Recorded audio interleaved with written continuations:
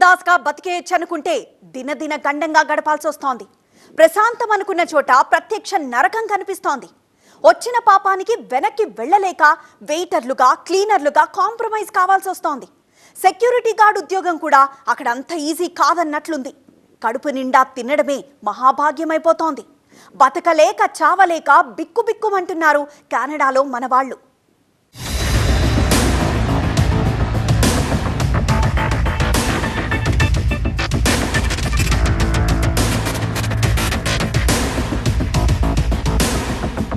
పెరిగిన ఫీజులు, భరించలేని అద్దెలు, దొరకని ఉద్యోగాలు. There is a lot of struggle going on in Canada, especially for students. ఎందుకంటే part time jobs are not really available. ఒక job కి literally hundreds and hundreds of people are standing in a line. కష్టమైపోయిన పౌరసత్వం, బెదిరిస్తోన్న ఉగ్రవాదం. Canada పొమ్మంటోంది. అవును, మొన్నటిదాకా రారమ్మన్న దేశమే పొమ్మనలేక పొగబెడుతోంది. వేర్పాటువాద రంకెలేసే ఖలిస్తాన్ ఉగ్రవాదం ఇప్పుడు ఆ దేశమే తమది అంటోంది. వెంటనే కెనడా విడిచి వెళ్లిపోవాలంటూ హెచ్చరిస్తోంది. అమెరికా తర్వాత కెనడాని నమ్ముకున్న లక్షల మంది ఇప్పుడిక్కడ సంక్షోభంలో ఉన్నారు. చదువుకుంటున్న వారు, ఉద్యోగాల వేటలో ఉన్నవారు, అందరి పరిస్థితి ఒకేలా ఉంది. అమెరికా వీసా అంత ఈజీగా రాకపోవడం, ఆ దేశంలో ఫీజుల మోత ఎక్కువగా ఉండటం, ఉద్యోగాల గ్యారంటీ లేకపోవడంతో భారతీయ విద్యార్థులకి సెకండ్ ప్రయారిటీగా మారింది కెనడా. కొన్నేళ్లుగా అంతా బాగానే ఉంది. కెనడాకి వెళ్లే విద్యార్థుల సంఖ్య క్రమంగా పెరుగుతోంది. అయితే ఇప్పుడు అక్కడ పరిస్థితులు పూర్తిగా మారిపోయాయి. ఏ ఆర్థిక మాంద్యమో వస్తే, కరోనా లాంటి సంక్షోభం తలెత్తితే ప్రపంచవ్యాప్తంగా ఒడిదుడుకులు సహజం. కానీ కెనడాలో పరిస్థితులు అసహజంగా మారిపోతున్నాయి. దేశంలో పరిస్థితులు అదుపు తప్పుతున్నాయి. తమ వైఫల్యాలను విదేశీ విద్యార్థులపై రుద్దుతోంది ట్రూడో ప్రభుత్వం.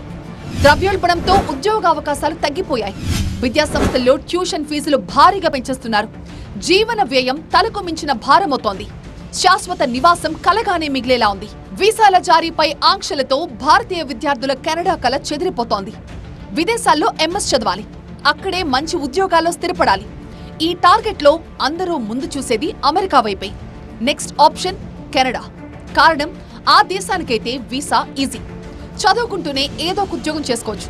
పైగా అమెరికా కంటే చదువులకయ్యే ఖర్చు దాదాపు 30% తక్కువ. కోరుకుంటే ఏడాదిలోపే చదువు పూర్తవుతుంది. 2 ఏళ్లలోపే పర్మనెంట్ రెసిడెన్స్ కూడా వస్తుంది. వినడానికి చాలా బాగుంది. వాస్తవానికి మొన్నటిదాకా అదే జరిగింది.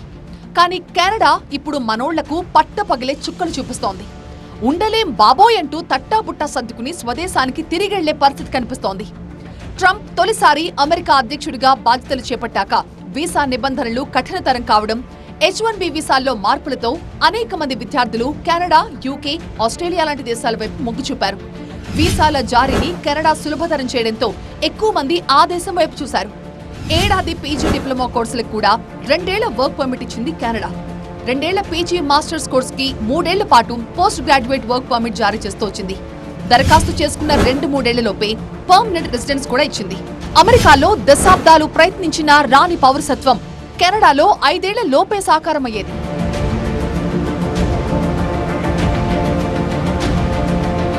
అందుకే భారతీయ విద్యార్థులు కెనడా వైపు ఆకర్షితులయ్యారు.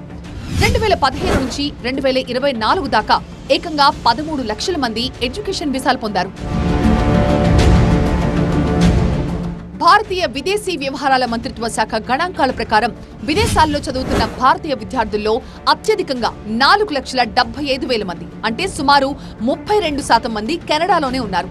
3,37,000 మంది అమెరికాలో, 1,85,000 మంది యూకేలో, 1,22,000 మంది ఆస్ట్రేలియాలో ఉన్నారు.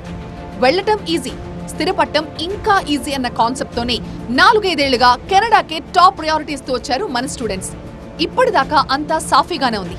కానీ ట్రూడో ప్రభుత్వ నిర్ణయాలు, ఖలిస్తానీల విద్వేషంతో మన భారతీయ విద్యార్థులు, ఉద్యోగుల పరిస్థితి కెనడాలో దారుణాతి దారుణంగా ఉంది. చదువుకు తగ్గ ఉద్యోగాలు దొరకడం లేదు. దీంతో పూట గడిచేందుకు ఏదో ఒకటి దొరికితే చాలు అని రాజీ పడిపోతున్నారు. చేతులొప్పుకుంటూ వెనక్కి తిరిగి రాలేక క్లీనర్లు, వెయిటర్లుగా కూడా పనిచేస్తున్నారు. సెక్యూరిటీ గార్డ్ జాబ్ దొరికినా కూడా చాలు అన్నట్లుగా ఉంది కెనడాలో మనవాళ్ల పరిస్థితి. వాన్కూవర్ అనే సిటీ అలానే టొరంటో అనే సిటీ చుట్టుపక్కలలోనే అందరూ స్టూడెంట్స్ అదే కాలేజీలు అదే యూనివర్సిటీ చుట్టుపక్కలలో వెళ్తాం వలన విపరీతమైన రద్దీ ఏర్పడింది. ఈ ప్రాసెస్లో ఏమైందంటే అక్కడ ఉండే స్టూడెంట్స్కి లివింగ్ కాస్ట్లు బాగా పెరిగిపోవటం, పార్ట్ టైం జాబ్స్ కష్టం అవుతాము. ఇవన్నీ ప్రాసెస్లో అక్కడ వెళ్ళే ఇండియన్ స్టూడెంట్స్కి జాబ్స్ దొరుకుతాము కానీ ఎక్స్పెండిచర్ కానీ బాగా పెరిగిపోయింది. చదువుకోవాలంటే ఇప్పటిదాకా కెనడానే ది బెస్ట్ అనే అభిప్రాయం ఉండేది. ఎందుకంటే విదేశీ విద్యార్థుల్ని ఆకర్షించేందుకు 2018లో కెనడా ప్రభుత్వం స్టూడెంట్స్ డైరెక్ట్ స్కీమ్ ని తెరపైకి తెచ్చింది. 20 వర్కింగ్ డేస్ లో వీసా వచ్చేలాగా మార్గదర్శకాలు రూపొందించింది. భారత్తో పాటు చైనా, ఫిలిప్పీన్స్ దేశాల విద్యార్థులకి ఎస్డిఎస్ విధానం బాగా ఉపయోగపడింది. సుమారు 100 యూనివర్సిటీలు ఉండడంతో ఫారెన్ స్టడీస్ కి కేరఫ్ గా మారింది కెనడా. అయితే ట్రూడో బుర్రని ఏ పురుగు తొలిచిందో కానీ విదేశీ విద్యార్థుల్ని కట్టడి చేసేందుకు, మరీ ముఖ్యంగా భారత్, చైనా విద్యార్థుల్ని నిరుత్సాహపరిచేందుకు ఎస్డిఎస్ విధానాన్ని రద్దు చేసింది. దీంతో సాధారణ పద్ధతిలోనే వీసాకు దరఖాస్తు చేసుకోవాల్సి వస్తోంది. ఇవ్వాలో లేదో కెనడా ఇష్టం, ఎప్పటికిస్తారో చెప్పడం మహా కష్టం. మొహాన తలిపేయకుండా ఇకపై ఎవరూ రావద్దు అని చెప్పకనే చెప్తోంది కెనడా గవర్నమెంట్. ఎక్కడికి వెళ్తున్నావంటే కెనడాకి, ఎక్కడున్నావంటే కెనడాలో లాంటి సమాధానాలు ముందు పెద్దగా వినిపించకపోవచ్చు. ఎందుకంటే విదేశీయులను, మరీ ముఖ్యంగా భారతీయులను నిరుత్సాహపరిచే లక్ష్యంతోనే ట్రూడో ప్రభుత్వం రూల్స్ టైట్ చేసినట్టుగా కనిపిస్తోంది. సులువైన వీసా విధానాన్ని ఎత్తేయడమే కాదు, స్టూడెంట్స్ చూపాల్సిన ఫండ్ని కూడా ఈ సంవత్సరం కెనడా పెంచేసింది. కెనడా విద్యా సంస్థలు ట్యూషన్ ఫీజును దగ్గర 25% పెంచేశాయి. కష్టమో నష్టమో చదువుకుంటూనే ఏదో ఒక పార్ట్ టైం ఉద్యోగం చేసుకుందామంటే ఆ దారులు కూడా మూసుకుపోతున్నాయి. కెనడా వాసులే సాపాటు ఎటూ లేదు అని పాట పాడుకుంటున్నారు. దీంతో పార్ట్ టైం జాబ్స్ దొరకడం కూడా గగనమైపోతోంది. చేత అక్కడ ఒక 5 సంవత్సరాలు కొనాలంటే $10, $620, $630. ఇళ్ల అద్దెలు విపరీతంగా పెరిగిపోయాయి. సుమారు ఒక 55,000 మంది ఉంటారు మన తెలుగు వాళ్ళు అక్కడ కెనడాలో. ఇప్పటికైనా సరే ఆనందంగా భారతదేశంలోకి వస్తే అద్భుతమైనటువంటి అవకాశాలు ఉన్నాయి వాళ్ళ మన దేశంలో. చేత అక్కడికెక్కడికో పారిపోయి అక్కడ దయనీయమైన పరిస్థితులు బ్రతకవలసినటువంటి అవసరం లేదు. అన్నింటికంటే దారుణమైన విషయం ఏంటంటే కెనడాలో తల దాచుకునేందుకు ఒక గూడు కూడా దొరకడం లేదు. కళ్ళు కాయలు కాచి, కాళ్ల చెప్పులు అరిగిపోయి ఎక్కడైనా టూలెట్ బోర్డు కనిపిస్తే ఆ అద్దె వినగానే శోషొచ్చినంత పనవుతోంది. చివరికి ఏ స్టోర్ రూమ్లలోనో, బేస్మెంట్లలోనో కాస్త జాగా దొరికితే చాలు అన్నట్లుగా ఉంది సిచ్యువేషన్. చిన్న గదుల అద్దె కూడా $650 పైనే ఉండడంతో కాళ్లు చాపేందుకు సరిపోని చోటు కూడా 4-5 సర్దుకోవాల్సి వస్తోంది. కెనడా ప్రభుత్వ లెక్కల ప్రకారమే ఆ దేశంలో 3,45,000 ఇళ్ల కొరత ఉంది. కెనడా ఆర్థిక వ్యవస్థ మందగమనంలో ఉంది. దీంతో కొత్త ఉద్యోగాల సృష్టి కలగానే మిగిలింది. పెరిగిన ధరలు, ద్రవ్యోల్బణంతో కొత్త భవన నిర్మాణాలకు ఎవరూ ముందుకు రావడం లేదు. విదేశీయులకు శాశ్వత నివాసంపై స్థానికుల నుంచి ఎదురవుతోన్న సవాళ్లతో కూడా కెనడా ప్రభుత్వం తమ విధానాల్ని పునఃసమీక్షించుకుంటోంది. అక్కడ వచ్చిన రిసెషన్ని హ్యాండిల్ చేయడంలో కెనడా గవర్నమెంట్ కొంతవరకు ఫెయిల్ అవటం వల్ల వాళ్ళ జీడిపి కూడా చాలా డౌన్లో ఉంది. దీనివల్ల జాబ్ మార్కెట్ కూడా లాస్ట్ 3 ఇయర్స్లో కోవిడ్ తర్వాత చూసుకుంటే కెనడాలో లోయెస్ట్ పాయింట్లో ఉంది. సో దానివల్ల జాబ్స్ దొరకడం అనేది చాలా కష్టంగా ఉంది. హౌసింగ్ ప్రాబ్లం అనేది విపరీతంగా పెరిగిపోయింది. కెనడాలో అఫోర్డబుల్ హౌసింగ్ అనేది అసలు దొరకటం లేదు. సో అక్కడ లోకల్స్కి కూడా దీనివల్ల చాలా ఇబ్బంది అవుతుంది. సో వాళ్ళు ఏ ఒపీనియన్లో ఉన్నారంటే బయట నుంచి స్టూడెంట్స్ వచ్చి దీనివల్ల ఇక్కడ సెటిల్ అవుతున్నారు, దానివల్ల మనకి హౌసింగ్ దొరకట్లేదనే ఒపీనియన్లో కూడా వాళ్ళు వచ్చేసారు. గోరు చుట్టుపై రోకలి పోట్లా మారింది కెనడా ప్రభుత్వ వ్యవహార శైలి. ఈ మధ్య మన దేశంతో గిల్లి కజ్జాలకు దిగుతున్న ట్రూడో భారతీయులపై ఏమాత్రం సానుభూతిగా లేకపోవడం మనోళ్ళకి కొత్త కష్టాలు తెచ్చిపెడుతోంది. అలా అప్లై చేయగానే ఇలా వచ్చేసే కెనడా వీసా కోసం ఇప్పుడు ఎదురు చూడాల్సి వస్తోంది. కెనడాకి వెళ్తామనగానే ఆల్ ది బెస్ట్ చెప్పిన పేరెంట్స్ కూడా ఇప్పుడు ఆలోచనలో పడుతున్నారు. భారత్ కెనడా మధ్య దౌత్య సంబంధాలు దెబ్బతినడం కూడా 1-2 సార్లు ఆలోచించుకునేలాగా చేస్తోంది. భారత్ పై విషం చిమ్ముతోంది ఖలిస్తాన్ ఉగ్రవాదం. కెనడా మాది, గెట్ అవుట్ అంటూ హూంకరిస్తున్నారు అతివాదులు. ఉగ్రవాదాన్ని వెనకేసుకొస్తూ భారత్కు దూరమవుతోంది ఆ దేశం.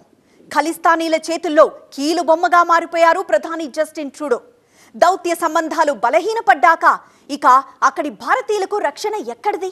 మన విద్యార్థుల కలలో కరిగిపోతున్నట్లేనా? కెనడా చదువులు, కొలువులు ఇక కాలగర్భంలో కలిసిపోవాల్సిందేనా?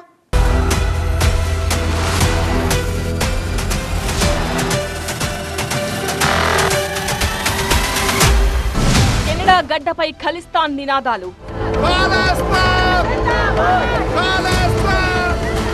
బలహీనంగా దౌత్య సంబంధాలు, అన్ని అపశకునాలే. అందుకే కెనడాలో అగమ్యగోచరంగా ఉంది మన భారతీయ విద్యార్థుల పరిస్థితి. గతంలో ప్రైవేట్ విద్యా సంస్థల్లో చదివిన వారికి కూడా 3 ఏళ్ల వర్క్ పర్మిట్ దొరికేది. ఆలోపే తమ చదువుకు తగ్గ ఉద్యోగం దొరుకుతుందనే నమ్మకం ఉండేది. కానీ కళ్లల్లో నిప్పులు పోసుకున్నట్టు దాన్ని కూడా రద్దు చేసింది ట్రూడో ప్రభుత్వం. పర్మనెంట్ రెసిడెన్సీ అమెరికా కంటే సులువనే ఇన్నాళ్లు కెనడా బాట పట్టారు విదేశీ విద్యార్థులు. పిఆర్ను కూడా కెనడా ప్రభుత్వం 5వ వంతు తగ్గించేయడంతో ఇప్పుడు ఆ ఆశలు కూడా లేకుండా పోయాయి. 2023లో కెనడాలో విదేశీ విద్యార్థుల సంఖ్య 10,41,000. అంతకు ముందు ఏడాదితో పోలిస్తే ఇది 29% ఎక్కువ. 2023లో కెనడాలో భారతీయ విద్యార్థుల సంఖ్య 4,87,000 పైమాటే. కెనడాలో ఏడాదిలోపే మన స్టూడెంట్స్ సంఖ్య 33.8% పెరిగింది. దేశంలో పెరిగిపోతున్న విదేశీ విద్యార్థుల సంఖ్యను తగ్గించడానికి కఠిన చర్యలకు దిగింది కెనడా ప్రభుత్వం. వచ్చే సంవత్సరానికి విదేశీ విద్యార్థుల కోటాను 4,37,000కు కుదించింది. కానీ అందులో సగం కూడా కెనడా వైపు చూడకపోవచ్చేమో. ఎందుకంటే ఇన్నాళ్లు కలల సౌధంగా భావించిన కెనడాలో ఇప్పుడు భారతీయ విద్యార్థుల శ్రమను అడ్డగోలుగా దోచుకుంటున్నారు. ఒత్తిడి భరించలేక మానసిక రుగ్మతలతో వేల మంది విద్యార్థులు నరకం అనుభవిస్తున్నారు. చాలా జాగ్రత్తలు తీసుకోవాలి. ఇంతకు ముందులాగా నార్మల్ చిన్న కాలేజెస్లో పోస్ట్ గ్రాడ్యుయేట్ డిప్లొమాలు చేయడానికి వెళ్ళి సెటిల్ అవ్వచ్చు అనుకుంటే అది చాలా కష్టం. ఇప్పుడు కొత్త రూల్స్ వచ్చినాయి. పిఎస్డబ్ల్యూస్ అంత ఈజీగా లేవు. అక్కడ masters 2+ years from good universities అయితే తప్ప పిఎస్డబ్ల్యూస్ దొరికే అవకాశం లేదు. పిఎస్డబ్ల్యూ లేకపోతే అక్కడ జాబ్ చేయలేరు, స్పాన్సర్షిప్ రాదు. సో పిఆర్ రావడం అనేది ఇంపాసిబుల్ అయిపోతుంది. అమెరికన్ ఫస్ట్ అనేది ట్రంప్ నినాదం. కెనడా గుండెలపైనేమో ఖలిస్తాన్ స్లోగన్. ఖలిస్తానీలకు సురక్షిత స్థావరంగా మారిపోయింది కెనడా. వారిని కాదంటే కెనడా కొంప కొల్లేరే. అందుకే ఖలిస్తానీల అభిప్రాయాలకే పెద్దపీట వేసేలా సాగుతోంది ట్రూడో పాలన. ఖలిస్తానీలు ఓ రకంగా అక్కడ సమాంతర ప్రభుత్వాన్ని నడుపుతున్నారు. పరోక్షంగా ట్రూడోను శాసిస్తున్నారు.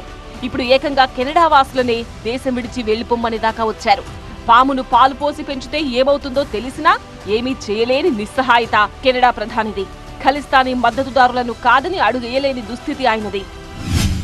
ఈ ఖాలిస్తానీ లీడర్స్ వలన ఇండియాకి చాలా ప్రాబ్లం అవుతుందని వాళ్ళకి తెలుసు. అలానే అక్కడ ఇవాళ రోజున లార్జెస్ట్ ఓవర్సీస్ కమ్యూనిటీ ఏదైతే ఉందో అది ఇండియన్ కమ్యూనిటీ అనేది వాళ్ళకి తెలుసు. అక్కడ ఇండియన్ ఓటర్స్ని ప్లీజ్ చేస్తానికి కానీ అక్కడున్న ఎవరైతే ఈ ఖాలిస్తానీ లీడర్స్ ఉన్నారో వాళ్ళని సపోర్ట్ చేసుకోవాలనే ఉద్దేశంతో వాళ్ళు ఇండియన్ గవర్నమెంట్కి ఇది ప్రాబ్లం చేస్తూ ఉన్నారు. ఈ ప్రాసెస్లో డిప్లొమాటిక్ టెన్షన్స్ విపరీతంగా పెరిగినాయి. విదేశాల్లో స్థిరపడ్డ పంజాబీల్లో అతివాదులు కొందరు ఖలిస్తాన్ డిమాండ్ మొదలుపెట్టారు. కెనడాలో దాదాపు 8 లక్షల మంది సిక్కులున్నారు. భారత్ తర్వాత ఎక్కువ మంది సిక్కులు నివసిస్తోంది కెనడాలోనే. జస్టిన్ ట్రూడో ప్రభుత్వంలోనే 16 మంది సిక్కు ఎంపీలుంటే అందులో 4గురికి మంత్రి పదవులు దక్కాయి. కెనడాలో రాజకీయ అండతో ఖలిస్తాన్ వేర్పాటువాదానికి బలం దొరికింది.